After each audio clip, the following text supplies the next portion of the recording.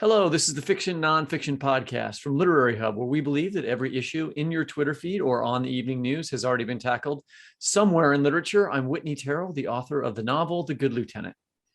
And I'm Ganeshananthan, author of the novel Love Marriage.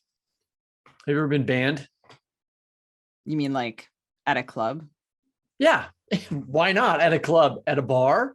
Like, for instance, have you ever thrown a brick through a window at the Foxhead Bar on the night right after you published a really great novel? I feel like this is a story you know more than a story I know. This is a story I know, but not a thing that I did. I will say that at least.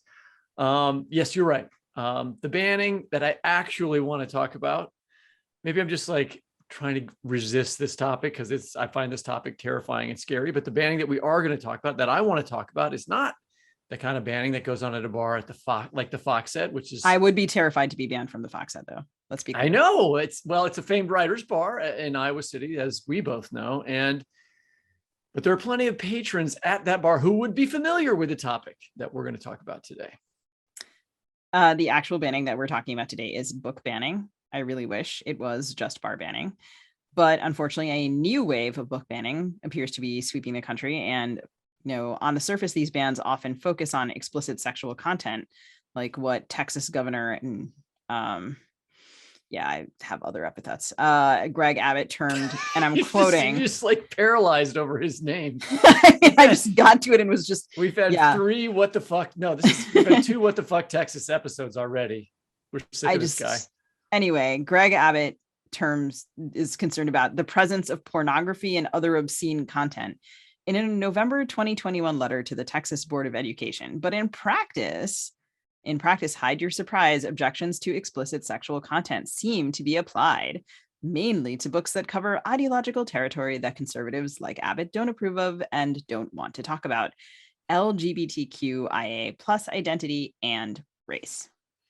For instance, this past October, Texas Republican State Representative Matt Krause sent a letter to school districts detailing a list of 850 books that he believed, quote, might make students feel discomfort, guilt, anguish, or any other form of psychological distress because of their race or sex. I did, because I'm a masochist, look through this list, Sugi. I mean, I'm still stuck on discomfort. I'm like discomfort.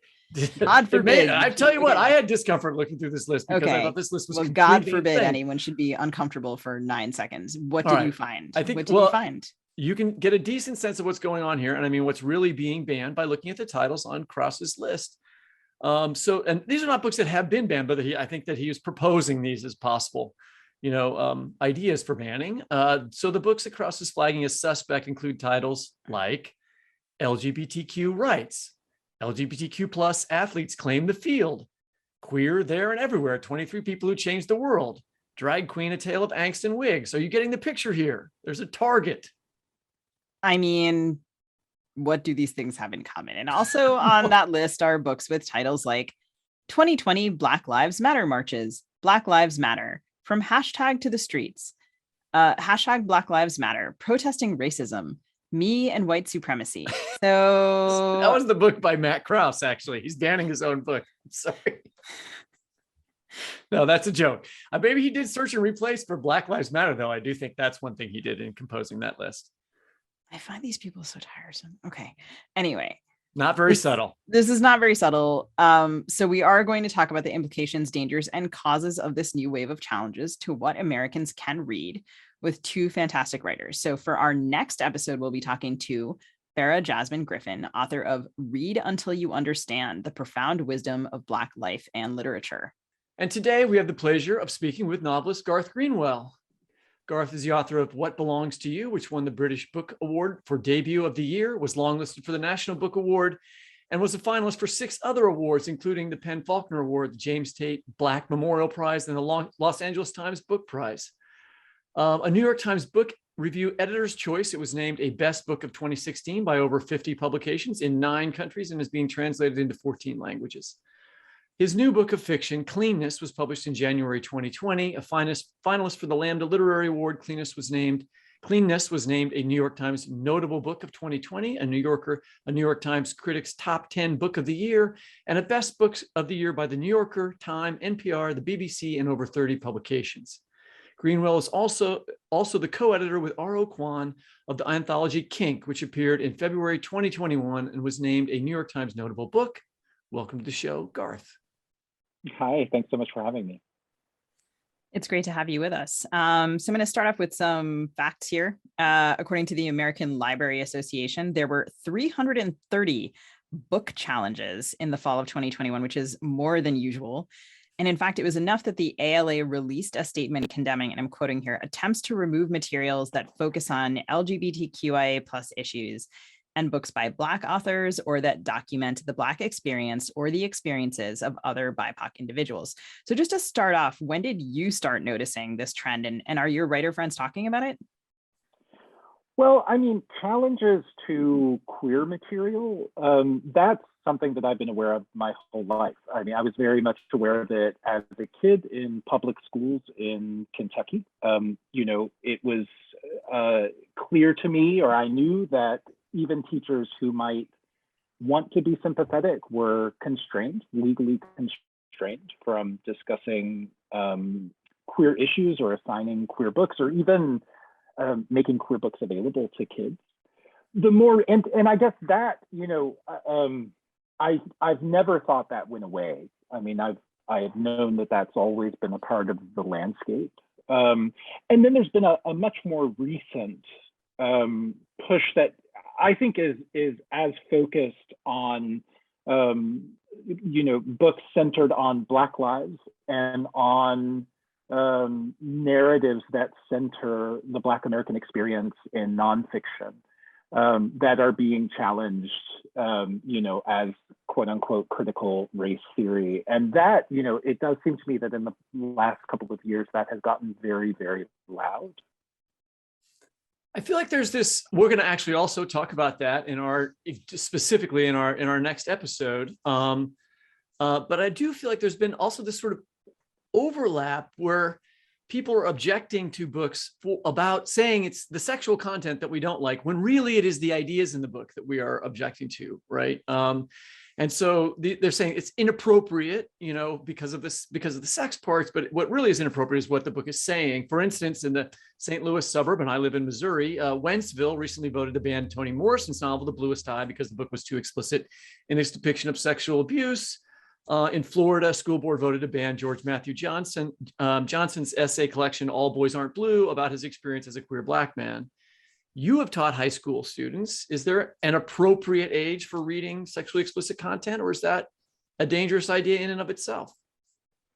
Well, so first of all, I think you're right that quote unquote sexually explicit content is very often a cover for something else. Like, for instance, a book that's perennially on the sort of most challenged lists from the ALA is David Levithan's book, Two Boys Kissing, in which there isn't any sex.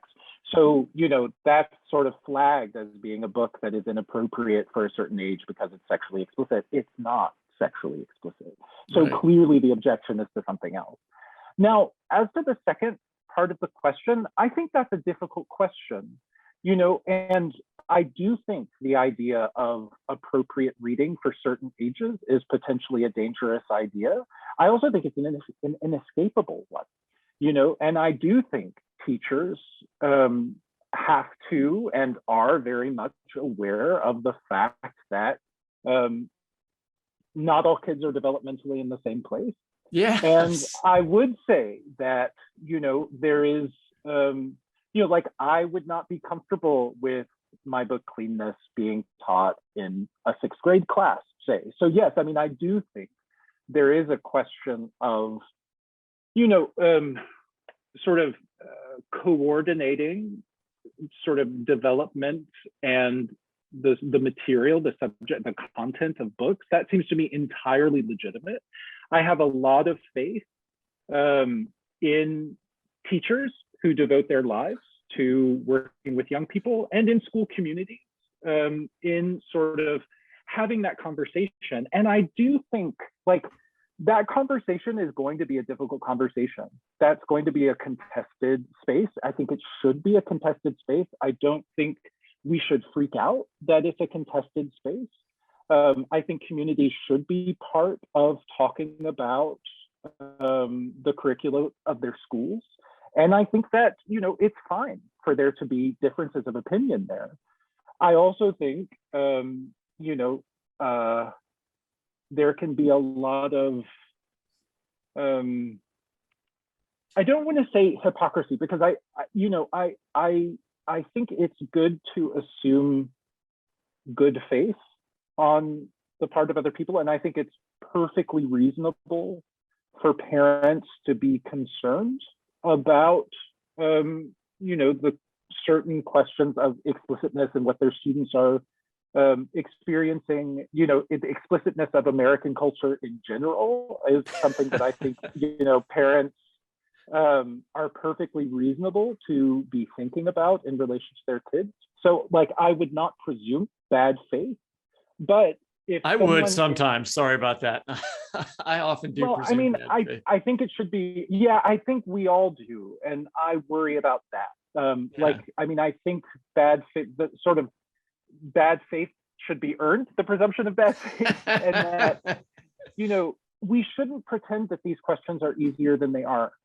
Like the question of how do we educate our students, how do we educate our kids, what's appropriate for our kids, those are always going to be vexed questions, and they should be vexed questions. And I think as much as possible, we should open up a space for conversation around them that does not presume villainy. Yeah, I like that phrasing. I mean, I remember some of the earliest things that I remember reading D.H. Lawrence very early on. I found a book in the house, it was my parents, it's like, that was useful to me. They're also, I think, are like, reading about sex is a little better than maybe just watching Pornhub, which is also very available to sixth graders, unfortunately, these days. I feel like there's a positive aspect to learning through literature about this sort of common human thing. And kids, of course, are curious about it. I mean, I think that's a really powerful argument. And that echoes a conversation that I had around what belongs to you, where, I do think if we're realistic, first of all, kids are going to think about sex, and that's great and healthy. And it would be great to give them tools to think about it in nuanced and complex ways.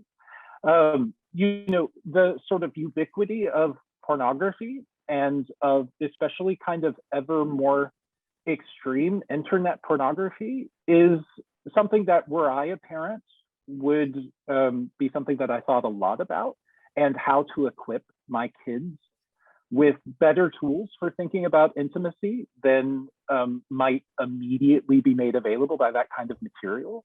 And I think literature is one of those tools. I mean, one of the arguments I make about the importance of literature as an intervention in our cultural imagining of sex is that literature centers subjectivity.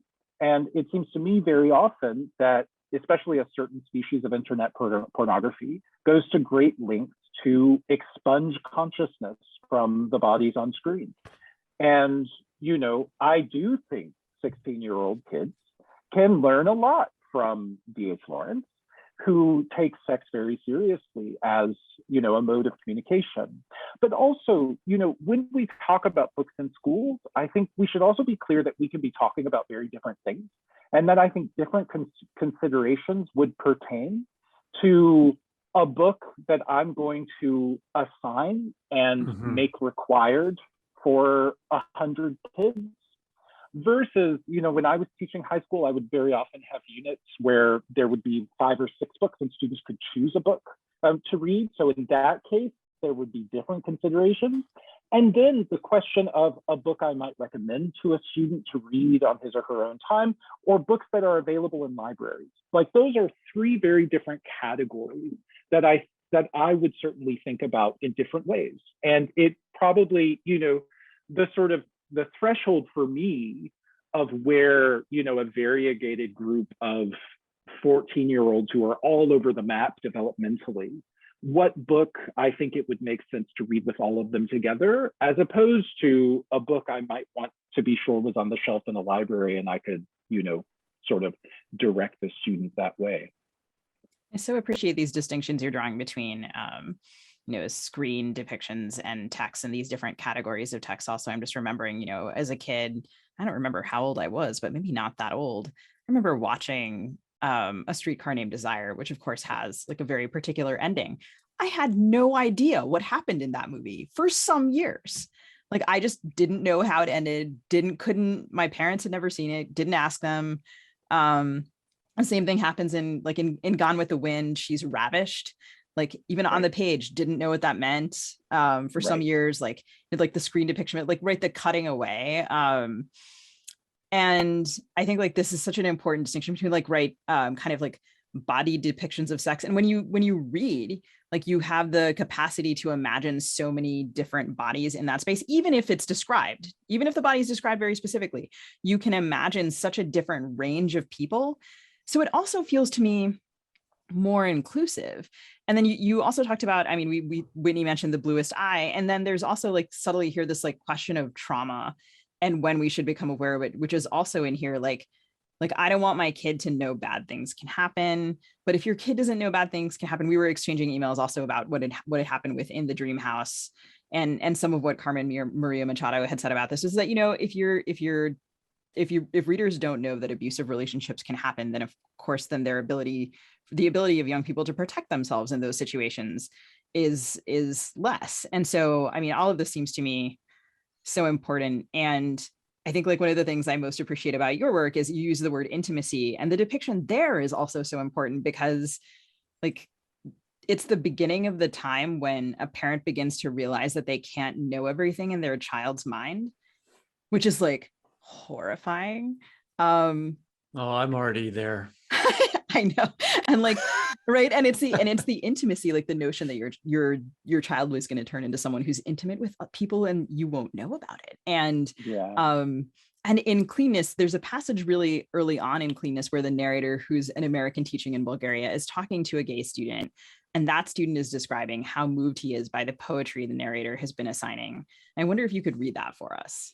Oh, I'd be so happy to. And, you know, I'm glad that you mentioned that chapter because, you know, that is a chapter where this teacher gets it wrong. You know, he isn't able to help this student. And I think that does underscore the fact that, you know, as you were just saying, I mean, this is hard stuff. There's not a right answer as to when do I stop trying to protect my child from, you know, really difficult, devastating truths about the world, and when, you know, at some point, when do I introduce them to that, or when do I allow them to become aware of that? There's no right answer, you know? And so like, again, I mean, as I feel so often in kind of public discourse in North America right now, like, I wish there were a greater sense of generosity and a greater sense of our own fallibility. And the fact that like, these are intractable, really difficult questions that none of us gets right. So here's an example of I'm going to bring that up to Tucker Carlson. Yeah, you know, I mean, I wish somebody would, like I do, but I mean, you know, it's easy to point to Tucker Carlson, but I think this is true on the left as well. Mm-hmm. And, you know, I think all of us are talking with far more certainty than any of these questions actually allow. And we allow ourselves to be backed into corners by what we perceive as the certainty of the opposing party. And that just, I worry about that as a model for human life. But in this chapter, as you were saying, a student, it's set in Sofia, Bulgaria, and a student who is a senior, he's getting ready to go off and leave Sofia at some point. He comes out to the narrator and he talks about some reading they had done earlier in the semester. Those poems we read then, those poems we read in class, he said then, I had never seen anything like them. I didn't know anything like them existed. He was talking about Frank O'Hara, I understood, whose poems had shocked most of my students as I intended them to. I had never read anything before, he went on. I mean, a story or a poem that seemed like it was about me, that I could have written it. He didn't look at me as he said this, looking instead at his hands, both of which were on the table in front of him, and in one of which a cigarette had shrunk almost to its nub between two fingers. I felt two things as he spoke. First, my usual dismay when talking to gay men here who were more excluded than I had been growing up in the American South, where at least I had found books that, even if they were always tragic, offered a certain beauty as compensation. But in addition to dismay, I felt satisfaction or pride at having provided, as I thought of it, some degree of solace. And maybe this was the bigger part of what I felt. I had gathered him up, I thought, and this sparked a sense of warmth that started in the central pit of me and then radiated out. It was a craftsman's pride, I suppose. I had worked hard to find the right poems for the students, choosing O'Hara for his subject matter, but primarily for his joy, his freedom from guardedness and guilt, which would only have reinforced what many of my students already believed about that category or class of people of which I was a part. My satisfaction only deepened when G continued. After our coffee arrived and we took a moment to add sugar and milk. You're the only person I know who talks about it, who's so public and who isn't ashamed, he said. It's good that you're that way. It must be hard here. This was a kind of acknowledgement one hardly ever hears, and it recalled the sense of mission I had had when I first started teaching, which had faded so decisively since. And again, this had the effect of increasing the distance between us, so that even as I saw he remained agitated, tense, and anxious, that he was miserable with something he still had to say, I was suffused with a sense of accomplishment, a peculiar and sharp pleasure. Thank you so much. I really love that passage. And I do want to say, I love what you were saying earlier, right before you read about generosity and trying to remember to do that. And that sometimes our reaction to our opponents takes away that generosity. And I am definitely guilty of that at times. And so it's nice to be reminded of that truth. So, the other thing about that passage, and in a way, your entire novel is an example of how the term inappropriate, it reminds me of, the way that in this book banning issue, inappropriate is really being used as a weapon to silence voices that would be completely appropriate and healing and necessary for readers like the student that you're describing in this passage. And I think those people get left out of this discussion when it comes up. Yeah, I mean, I think that is, one of the great arguments for bringing diverse books into classrooms, which is something that I believe very strongly in and tried to work very hard to sort of do as a high school teacher, and it's something that the narrator's thinking about doing here. I do think it is.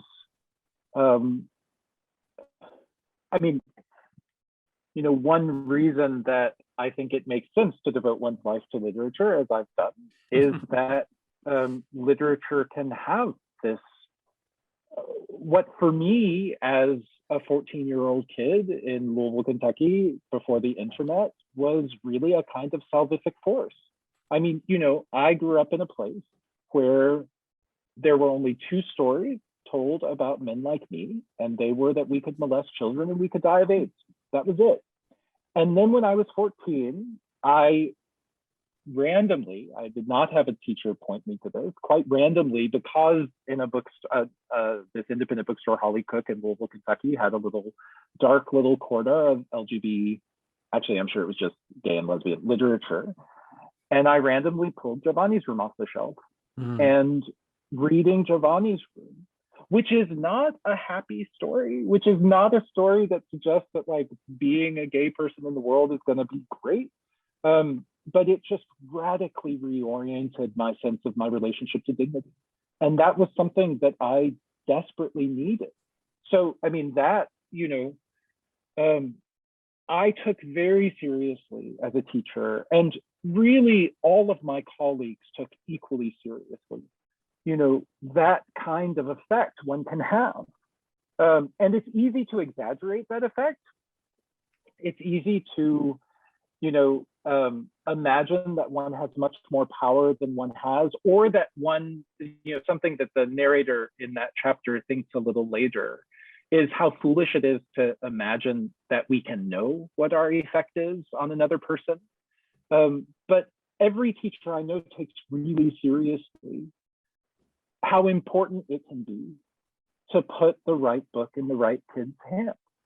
And that, I mean, again, that has to do with curricula and the kinds of debates that we're having. but it also is something that can happen outside of curricula, that can happen in a cafe or, in office hours or wherever. You mentioned before Two Boys Kissing as an example of a book that doesn't have explicit descriptions in it, doesn't have sex in it, but frequently is targeted as being banned. And I wonder if there are things that are maybe like a little bit the other way around, things that have, say, descriptions of straight white sex, Judy Blume, Philip Roth, James Salter, things that in the past have been banned, maybe are less banned now, things that have been reliable go-tos for teens for some years that seem to have, for one reason or another, kind of gone around these bans or slipped through them? That's interesting. I just don't have the facts about that. Like, I know that Judy Blume has very often been on these lists. Certainly when I was a kid, reading Judy Blume was an extraordinary revelation about some of these questions. And I was very grateful to Judy Blume. And I knew that there were parents and teachers who thought Judy Blume was inappropriate, which also made us all want to read her more. But there's been, something that I think those of us, well, I shouldn't presume anything actually, because I'm actually just meeting both of you in real life. Certainly, Whitney, we've exchanged emails, but for me, as someone who thinks of myself on the left, I'm very comfortable sort of talking about my opposition to the idea of banning books. And it is important that, from the right, these calls are coming in at the sort of state and local government level. They want hard bans. It's much less comfortable to talk about the sort of soft questions of what books are appropriate that for me are very front and center when I'm teaching at the university and graduate level. And in those classes, I think teaching Philip Roth's Satis Theater would be hugely challenged. And it's very different, and I want to be really clear, it's very different to ban a book versus to, in the context of your graduate seminar, object to being made to read a book. Those are two radically different acts. And yet it does seem to me that from both the right and the left, we have become very comfortable with thinking of books as dangerous things to which we are extraordinarily vulnerable. And that troubles me, whether it's coming from the right or the left. And whether I'm working with high school kids or with graduate students in, a creative writing MFA, I want to think of reading as not, and encounters with art, as not something that happens to us, but something, and to which we are kind of infinitely vulnerable, but instead something we actively engage in and can push back against. So that, reading Philip Roth, or, I think there is often pushback against any depiction of desire that is coming from the subjectivity of a straight man. Also, in another sense, I'm sort of constantly shocked by what causes upset in my classes. Mrs. Dalloway was challenged. Why are we reading about this rich white lady? Alexander Chee's Edinburgh, which has a very difficult, nuanced, complex representation of a relationship between a 17-year-old college student and his 25-year-old swim coach. That book broke my class. My students were deeply upset about it. And really, some of them, many of them loved it and saw it for the masterpiece that I think it is.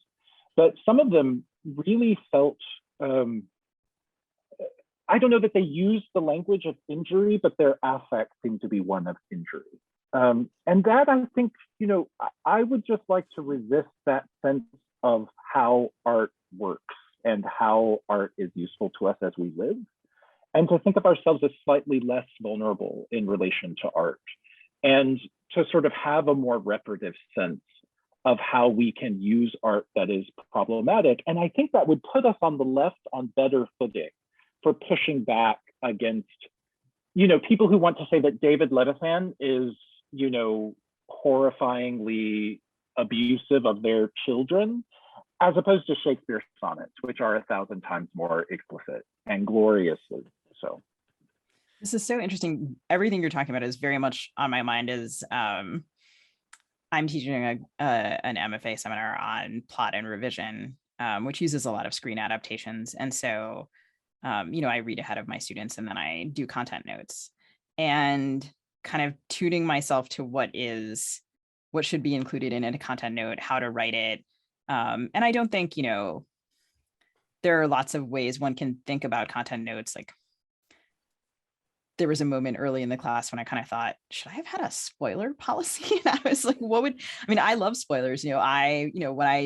Sometimes I just can't, I want to reverse engineer the book before I get to the end. So I just go ahead and look up, find what the end is. And then I read towards that. And, I do the same thing with movies. So I don't think about that much, but I know for some people, experiencing a text in the order in which it is actually presented to them is important, like those feelings of surprise or whatever. And yet at the same time, trauma-informed pedagogy tells us that I think having a lot of information about what you're going to read is hugely helpful to a lot of students and to a lot of readers generally. So that's something that I have been thinking about. I do want to go back to the thing you were talking about, the ways that we sort of code, talking about book bans and the sort of softer territory in the middle. And there is also, there's books that are getting shadow banned all the time. And I wonder if you could talk a little bit about that. You mentioned before the gay and lesbian shelf in the bookstore in Louisville. What does it mean when stuff is sort of shelved in the corner? That means that, you went in there and found it. Maybe someone else didn't. Books that are taught in women's studies or Black studies, but not in the general curriculum. Could you talk a little bit about different forms of shadow banning and how that's affected your work or maybe the work of others? Well, yeah. So, and again, as with things like content warning, none of these are easy questions, and they should be, I think, conversations. And I feel that way about LGBTQ sort of sections in bookstores. In Louisville, before the internet, when I had no way of finding gay books, the fact that little shadowed corner existed was I cannot imagine how I would have survived my childhood without it. Just going to that shelf, also because, I was in Kentucky public schools. I was not getting a literary education. I didn't know who James Baldwin was. I didn't know who Jeanette Winterson was or Yukio Mishima. These names meant nothing to me. And I would literally sort of furtively snatch a book at random and then take it to a different part of the store and sit and read. And that was unbelievably wonderful. It was incredible to experience Genet that way, to experience, many writers who I would not be comfortable sort of teaching to a whole class of 14-year-olds. When I was 14, they were exactly the writers I needed. So that was great. Now I feel differently about LGBTQ sections in bookstores. My spiritual home, which is Prairie Lights in Iowa City, a wonderful bookstore, has an LGBT section. It is in a corner. It's very hard to find. It's very, as all such sections are, it's very sort of unrigorous in terms of who's there and who's not. For the first 4 months I was in Iowa City, I was so perplexed as to how this wonderful fiction selection didn't include any books by Colin Toybeen or Alan Hollinghurst. And that's because they were back in this little corner that also some of these sections have signs hanging down from the ceiling, but there's no sign for so it really does sort of feel why do I have to go to this shameful little corner? And I don't like that. And I know a little bit about the politics of this are complicated, but I have expressed the fact that I don't like that section. And that I don't want my books there because I don't want my books in a shadowy little corner. Now, 3 Lives in the Village across from the oldest gay bar in America also has an LGBTQ section. in their bookstore, which is like pride of place, the first thing you see, brightly lit, spotlit, exactly where you want to be in the club. And I love having my books there. So, you know, in that sense, like it really is, it's not a question to which I have a kind of principled answer.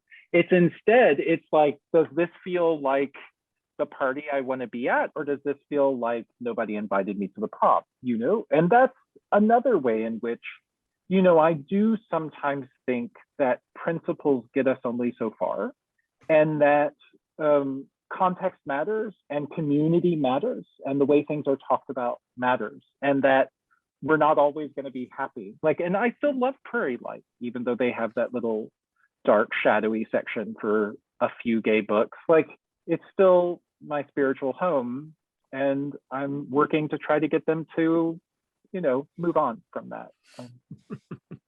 I just wanted to, I agree completely with what you're saying. And I wanted to also just go back a little bit to the class that broke your book about, you were talking about Alex's novel. I taught Another Country, which is a James Baldwin novel with Rufus Scott as this very complicated Black main character. And it was a mixed, you know, I was not a white only class. So I had a lot of Black students, and they were like, we don't like this guy, you know?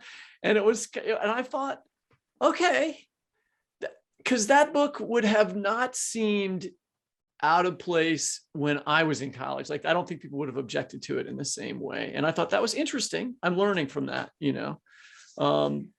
Yeah, and I think it's right that those conversations change. I mean, look, I absolutely will still teach Another Country. I still teach Giovanni's Room, which again, like for me, was the book that saved my life.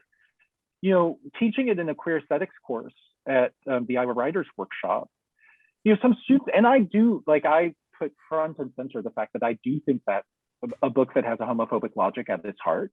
And it's, you know, one of the things that is deeply moving, if you read Baldwin's novels just first to last, is one of the things you see him doing is climbing out of a pit of homophobia. So that in Giovanni's Room, you know, queerness is only ever a shut door. And then by just above my head, he can imagine, you know, these full, rich, affective, longstanding relationships between men. And that's very moving. But like, still, like, this is another way in which I think our conversations about what it means for literature to be affirming are too simple and get things wrong. But I had a student, and also like another way in which generalizations kind of don't work, that books mean different things to different people. So when I taught Giovanni's Room and very much talked about homophobia in it, you know, at the end of the unit, or at the end of the couple of classes where we had read it, I had a student, a wonderful student from Nigeria, who said, you know, I am a queer man from Nigeria, and this book does not help me. Like, I'm from a place where homosexuality is criminalized, and this isn't the kind of story that is going to help me live my life. And it was so interesting to me because, you know, I said to him, well, I also am from a place where homosexuality was criminalized. Like, when I was 14 and read that book, homosexuality was illegal in Kentucky, and those laws were enforced. And somehow, for me, that book, in which homosexuality is only ever a closed door, opens every door. But that doesn't mean it does that for everyone, and that's okay too. Mm-hmm. In addition to being a teacher, you are also well known and rightly praised as an author who writes explicitly about sex and what intimate contact reveals about our humanity and how it's a crucial part of our humanity. You've also edited a volume of fiction with R.O. Kwon titled Kink that gives other writers a forum for this subject. So I'm assuming you find there are important truths a writer can tell by writing about this. Do the writers you publish in Kink talk about what drew them to write about sex, and particularly sex that our friendly neighborhood book banners might define as quote unquote out of the mainstream or quote unquote inappropriate? Had they had difficulties in finding places to publish that kind of fiction? Well, you know, that's an interesting question, and I wouldn't want to speak for any of them. In the context of considering the particular stories that we published, they were almost all solicited, so they were written for the volume. So we sort of created a space for them. You know, it is certainly the case that in my own sexually explicit work, you know, so there are two very sexually explicit chapters in Cleanness. One of them was published at the Paris Review. Actually, I think my first the first story I'd ever published. And then the other, but it had been rejected by other places like the New Yorker. And the other story, The Little Saint, which interestingly, they're both stories that have to do with BDSM sexual encounters.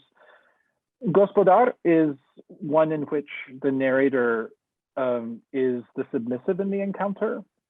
And the companion chapter, The Little Saint, is a scene in which the narrator is the dominant. I wonder if that might be a reason that it was, I think that's maybe the strongest chapter in the book. We could not find a publisher for it. And, you know, my editor at the New Yorker, where 3 of the chapters were published, and someone who I love working with, was very frank with me about just, you know, this is simply too explicit for us to publish. And I think, you know, again, I think that's fine. Like, I think it's fine for a magazine to say, we will publish, you know, this amount of explicitness. And the two of the other chapters that had appeared there also had explicit moments that I think she had said were like as explicit as the New Yorker had ever been. But at a certain point, they had to say, you know, this is just too much for us. And that's analogous in some way to kind of community conversations, but I think can be healthy, you know, and like, it doesn't make me angry that the New Yorker wouldn't publish that piece. It also, to me, doesn't say anything about the value of the piece itself. So I think, you know, R.O. and I, in conceiving of the book, we certainly did want to create a space for collecting together work, some of which I think probably would have a difficult time in the world. You know, it's interesting to me, I haven't read this, but there's just this new book that's come out in the last couple of weeks called Anonymous Sex. I don't know, have you guys heard about this? I was just thinking about this. Isn't it bizarre? So, I mean, well, I mean, again, like, wonderful writers are in it, and I haven't read the work, so I have no opinion about the concrete work in the book, but the conceit of the book is that they're all writing about sex and they're doing it anonymously. So their books, their names are on the cover, but not on the individual stories. I have to say that seems very odd to me. Like, I just don't quite understand what that now. Because I actually, like, I do think there is a space in the world for this kind of material. Again, maybe it's not going to be the New Yorker, but, like, you know, I mean, kink, there was definitely a place in the world for kink, and, you know, Simon & Schuster was willing to publish it, and you know, it was a national bestseller. So I think, you know, we shouldn't pretend that these spaces don't exist, because then that can also be a kind of discouragement. And I feel very strongly that queer writers have often been told, like, if you write sexually explicit stories, they won't be published. I mean, I hope in a world that can accommodate Ocean Vuong and Brontes Purnell and Alex Chi and Carmen Maria Machado and, you know, so many great queer writers. I mean, Detransition Baby, which has extraordinary sex writing in it. You know, I hope that it's harder to tell queer writers that story, that your work won't be published if you write about these things candidly and explicitly. I wonder, you mentioned Anonymous Sex, which I was also thinking about as you spoke, and I was thinking about the ways in which writers from marginalized backgrounds are often read autobiographically, even when they, like, in very simplistic ways. And I was thinking about the ways in which having that work untethered from their names might have spared them that, even as it presents other challenges. Well, that's really interesting. I like that idea. That lets me think about it in a slightly different way. Because, you know, to me, it suggested that, like, there's something shameful about writing. I mean, Edmund White is in that book, and Edmund White writes explicitly about sex under his own name, you know, as well as anybody. Talk about books that I read when I was 14, 15 that were not age appropriate, but absolutely exactly what I needed. Edmund White's collection, Skinned Alive, was absolutely one of those books for me. So, you know, I had been thinking about it, but I like what you say. Yes, that it sort of releases one from that horrifying presumption of autobiography, which you are quite right to say we often face.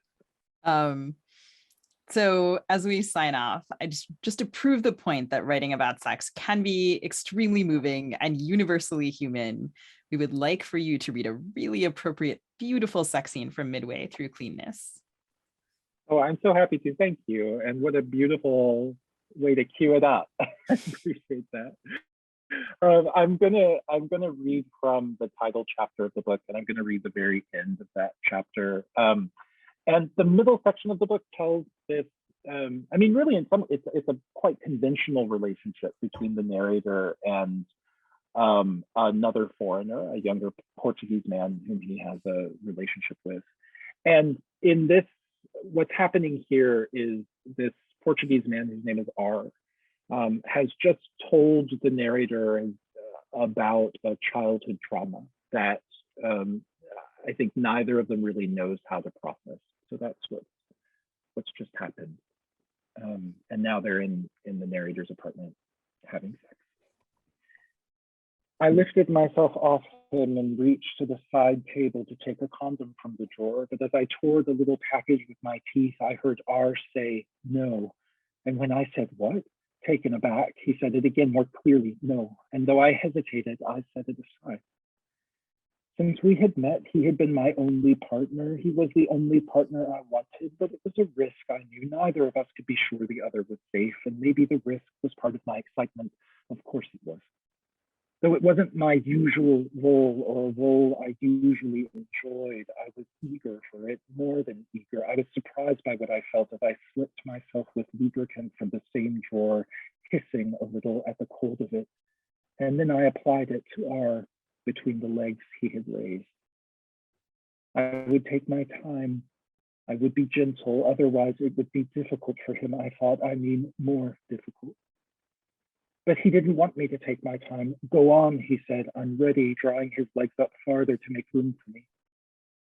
But he wasn't ready. When I entered him, he cried out a terrible sound. I stopped, but only briefly.